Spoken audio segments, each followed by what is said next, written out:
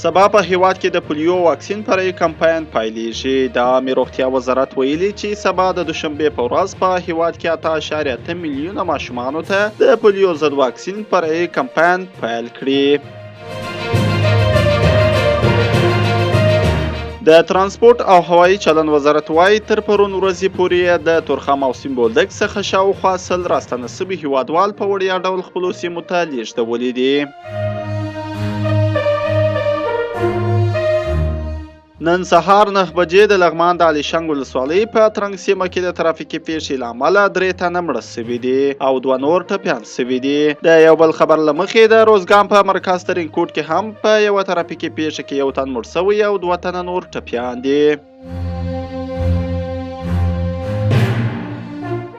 اوچا یا د ملګرو ملتونو سازمان د بشري مرستو د همغږۍ ادارې مرستیال محمد خاطر زید پیښو ته د رسیدو په چارو کې د دولت وزارت له سرپرست سره په لیدنه کې ویلي چې اوچا به په خپل ژمني پلان کې افغانستان کې له 14 میلیونو تنو سره بشري مرستې وکړي.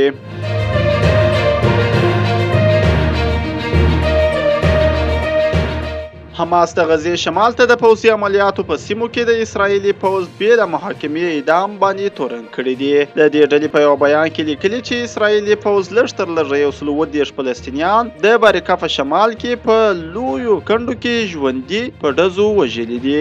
اسرایل وايي د دې پیښې په اړه هیڅ معلومات نه لري.